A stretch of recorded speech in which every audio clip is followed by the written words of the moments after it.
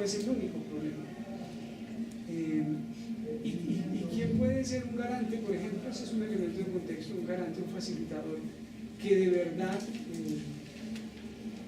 le ayude al país a que lo pactado se cumpla y se cumpla, digamos, como debe cumplirse.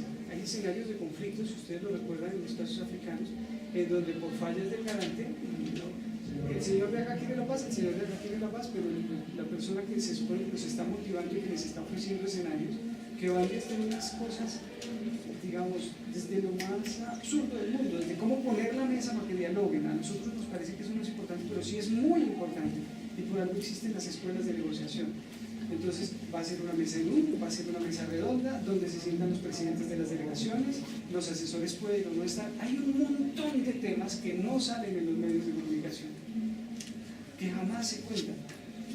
Nos concentramos en la foto de la declaración, ojalá bien agresiva del tipo, ¿no? Es que no me voy a dejar, y el otro es que no voy a aplazar. Pero ¿qué es todo eso que hay detrás? Lo que les decía, de contexto en torno al origen del conflicto, de contexto en torno al desarrollo del conflicto y de contexto en torno a la forma, a la estrategia adoptada para tratar de superar ese conflicto. Lo que viene después es mirar para adelante. Lo que yo les digo, casi todo el mundo coincide en que hay que buscar digamos, las garantías para que se cumplan, porque pactar la paz, claro, para nosotros es difícil, lo sabemos, la experiencia nos lo demuestra, pero a veces no resulta tan difícil pactarla como cumplirla, y ese es el verdadero desafío. ¿A dónde vamos después de que echen la firma? Y basta con un referente, todos saben decir, sí, yo quiero, yo respaldo, los ratifico, los acuerdos y demás. ¿Y cómo implementan eso? ¿Y de dónde sacan la plata? ¿Y quién va a apoyar? Porque todo eso necesita respaldo internacional también.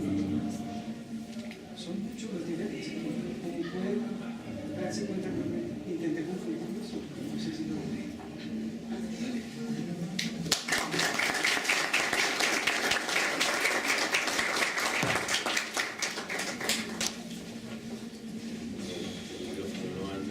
Bueno, vamos a empezar ahora con una serie de preguntas a los ponentes, por favor, de forma ordenada. Sí. Lo único que no tenemos es micrófono, así que si quieren se pueden hablar fuerte para la cámara. Bien. Siguiendo la misma línea de Galtung, Galtung nos dice que la paz no es la ausencia de guerra, es decir, no es el silenciamiento de los fusiles. Para que haya paz es necesario que no haya violencia ni intencional ni estructural. Es necesario acabar con ese tipo de violencias. Pero el hecho de sacar un actor armado como las FARC del conflicto obviamente va a facilitar las soluciones de violencia en el país.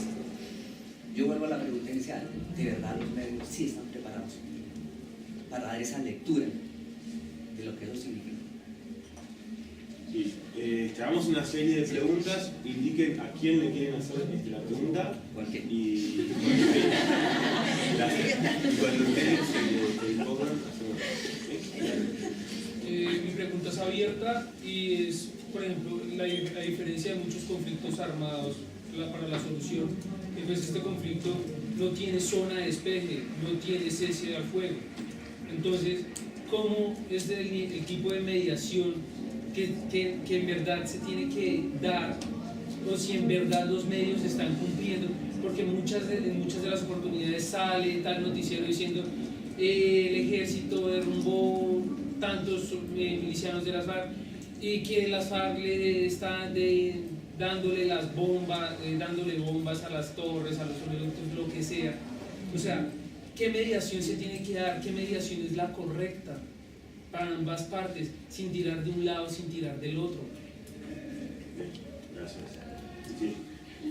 Sí, en mi caso lo que yo quería era comentar y preguntar abiertamente también es sobre, en agosto, durante el proceso de paz y los diálogos, se generó sobre ello la propuesta de la democratización de la información, el acceso de las personas a esa información, el acceso de las minorías.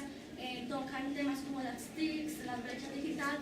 Entonces en ese caso ahí se está viendo la información y todo ese acceso como una superación durante este proceso, y ellos lo ven también durante el panel y todo esto, lo ponen a la luz de la ciudadanía. Entonces quisiera saber, frente a eso, a esa democratización, ¿ustedes qué opinan, qué cuestionan sobre eso y si creen que esto sea vital o no para, digamos, una superación de unos conflictos internos, que en este caso también equivalen a cosas no mencionadas sobre las minorías étnicas y sobre procesos internos que también corresponden a cosas que se han visto desde mucho tiempo y que han tocado a través de este conflicto al país?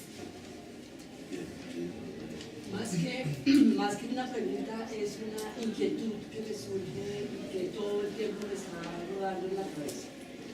Le damos mucha trascendencia a la función que cumplen los medios de comunicación social masivos o alternativos. Y me pregunto yo hasta dónde la sociedad civil está lista y dispuesta y enterada de lo que pasa. Por ejemplo, en los 2 últimos días hubo un asesinato de un líder campesino y hubo un asesinato, creo que fue en las últimas horas, de un líder indígena. ¿Hasta dónde nosotros, como sociedad civil, como estudiantes de periodismo, de comunicación, de cualquier cosa, estamos enterados de lo que los medios nos dicen o nos quedamos únicamente en un límite diciendo los medios no hacen, los medios no dicen, pero no consumimos medios de comunicación? Yo soy consumidora exhaustiva del Espectador, amo el Espectador, respeto inmensamente aquí a mi amigo Omar y quisiera que el Turbión fuera mucho más leído de lo que es, porque es un medio de comunicación alternativo fundamental para conocer el tema del conflicto, pero me pregunto hasta dónde nosotros estamos sentados en una posición muy cómoda, esperando que los medios nos den lo que nosotros no estamos dispuestos a recibir y ni siquiera somos capaces de ver. Es una reflexión que me ronda todo el tiempo con los chicos estudiantes de comunicación y periodismo. Yo tengo, pues, más o menos una pregunta, es como un análisis, y uno de los puntos que se hablan en la negociación es la participación política de los guerrilleros, digámoslo así, y hace poco se reanudó la Unión Patriótica.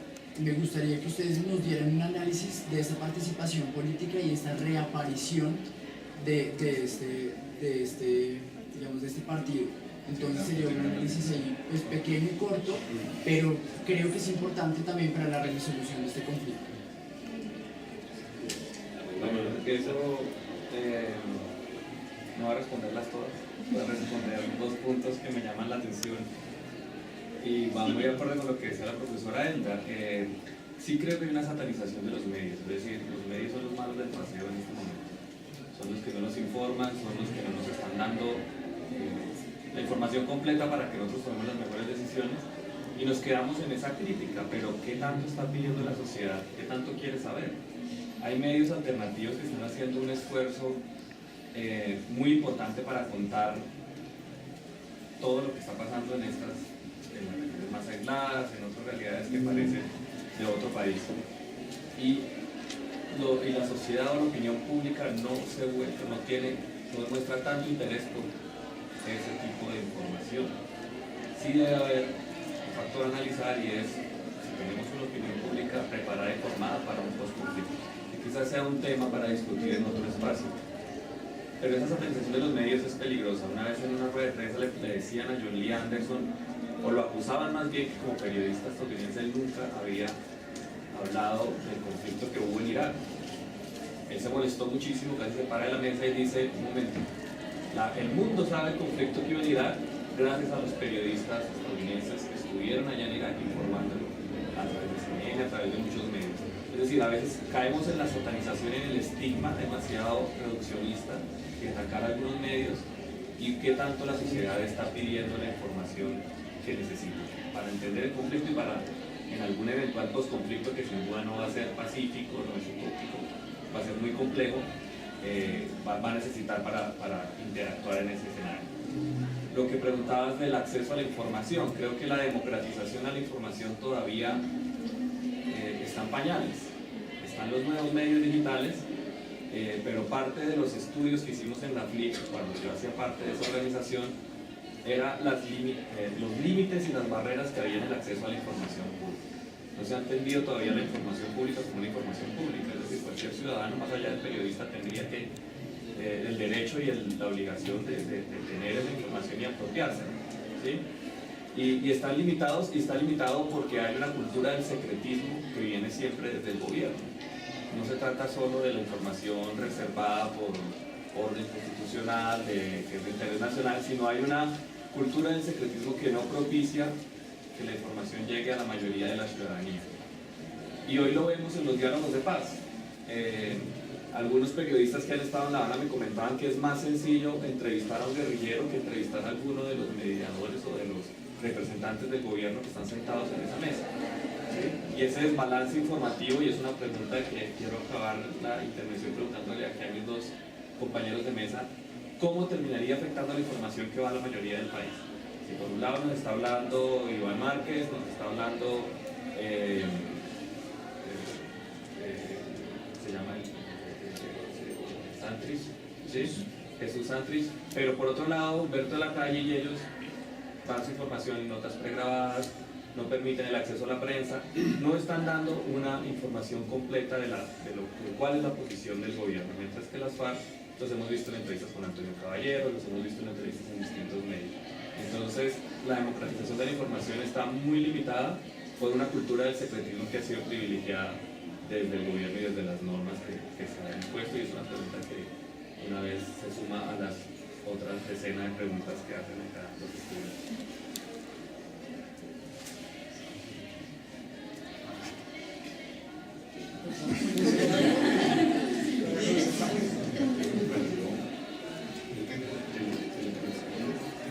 Una cosa que me ronda la cabeza es que hace mucho tiempo los teóricos de la comunicación, pero más que los teóricos de la comunicación, las escuelas críticas de la análisis cultural, en particular la escuela Frankfurt, hablan del tema de las mediaciones.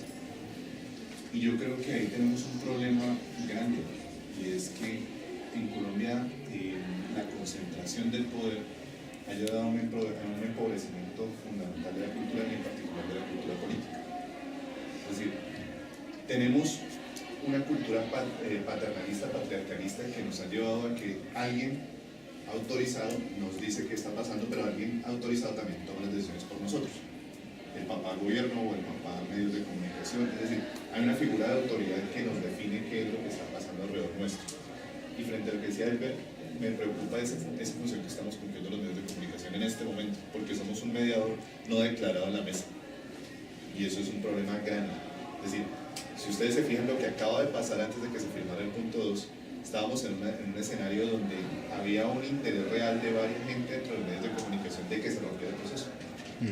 Era clarísimo. O sea, había una tensión donde en cualquier momento uno sentía como que si alguien estornudaba, eso se acababa. ¿Sí?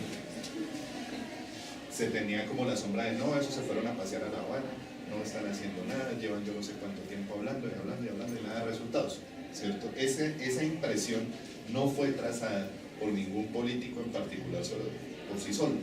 Es decir, hay agentes dentro de la sociedad, sectores de la política, de la economía, de los medios, que tienen esa posibilidad a través de sus mecanismos de difusión de mensajes de establecer una mediación adicional dentro de la mesa de negociación, de establecerle presiones a la mesa de negociación.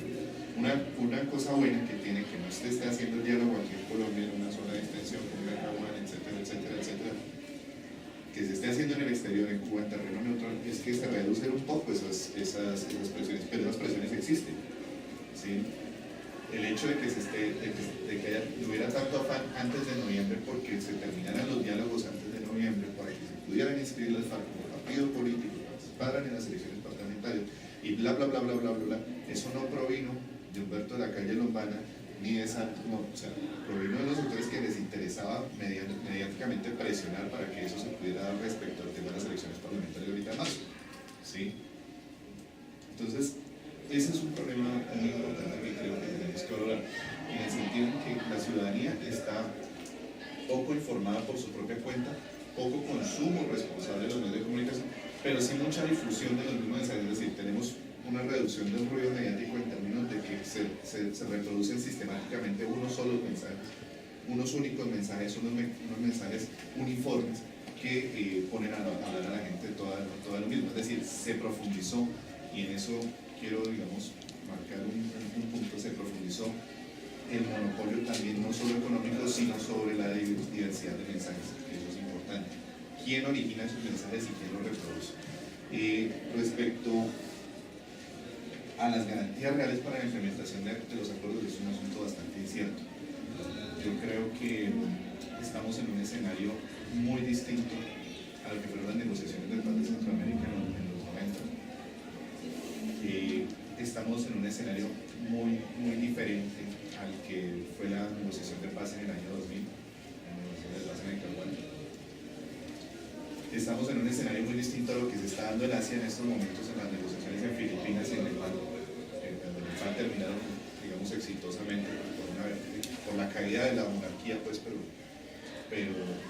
estamos en escenarios muy diferentes. Estamos en un escenario donde las garantías reales de aplicación de los acuerdos son mínimas, son absolutamente ideales, ¿cierto? No existen en la realidad todavía, y faltaría ver qué pactan las partes para lograrlo. Sí, yo sinceramente soy muy escéptico y siento que, dado el nivel de descomposición social que se está viviendo actualmente en Colombia, estamos ante un escenario que puede,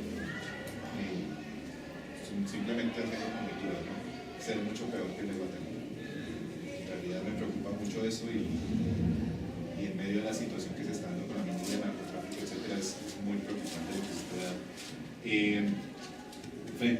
Volviendo un poco frente al tema de los medios de comunicación, me parece que incluso la necesidad, frente a lo que mencionabas tú de las propuestas de agosto, las fases de la democratización de los medios de comunicación dentro del punto de participación política, a mí me parece que son bastante conservadoras.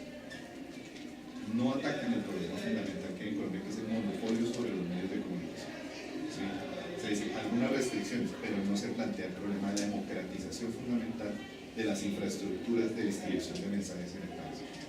Es decir, del derecho que supuestamente tenemos todos los colombianos en la Constitución de crear información y reproducirla a través de los medios que consideremos convenientes. Eso, por ejemplo, en la legislación nos está tocando, en las formas en que se está emitiendo la información, o en la propiedad sobre esos medios tampoco está tocando, y no hay unas intenciones reales del Estado tampoco de hacerlo. Es decir, tenemos unos avances pequeños en la región, por ejemplo, de leyes de medios que hablan de tercios para el uso del espectro electromagnético, por ejemplo en Ecuador, Argentina, Venezuela, donde no se está aplicando eso. Y si se está aplicando, está al contrario cerrando más el espectro para que no haya un nivel mayor de libertad en la comunicación. Entonces yo siento que tenemos unas necesidades importantes que trabajar ahí. ¿Sí? Eso frente a esa pregunta, frente a la pregunta de la UP, pregunta difícil. Pregunta muy difícil porque estamos olvidándonos de que la UP no fue el único partido destruido, ¿sí? Que hubo un aniquilamiento sistemático, organizado, planificado para acabar con la oposición social de cualquier tipo, sea o no con participación en elecciones durante los años 80. Se acabó en lo que se conoce con 4 movimientos nacionales, entre esos estaba la UP, a luchar, el Frente Popular, el Movimiento Pan y Libertad, que eran expresiones del movimiento social, no eran expresiones armadas, y se les aniquiló sistemáticamente. Desapariciones forzadas masivas, asesinatos selectivos, desplazamientos, masacres, etcétera, etcétera, etcétera, que creo que es importante enterarse sobre eso. ¿Qué garantías hay de que no pase lo mismo? Muy pocas. Porque desgraciadamente tenemos una élite que está acostumbrada a que su mecanismo de conservación del poder sea ese. Y no estoy hablando de los 80, estoy hablando desde el inicio del siglo XX, cómo fue el tratamiento hacia la oposición. ¿Sí? En estos momentos no necesariamente puede pasar por ese lado, puede pasar, por ejemplo, por el encarcelamiento. ¿Cuántos procesos judiciales hay contra líderes sociales en estos momentos por ejercer el derecho a la protesta? En este momento llevamos más de 850 personas privadas de la libertad en ejercicio de la protesta social. Solo en este año. ¿Sí? procesos de lo que usted quiera, hay todas las conexiones que ustedes quieran, pero es cuestionable que eso esté pasando en un momento en que se está hablando de ampliar la democracia. El viernes entrevistaba a Ida Bella, era emocionante verlo, sí, y es una figura importante en la izquierda colombiana. Pero por fuera de la idealización de la participación de la Unión Patriótica en un proceso electoral donde no van a tener mucho juego electoral, digamos que la reelección es prácticamente un hecho, ¿sí?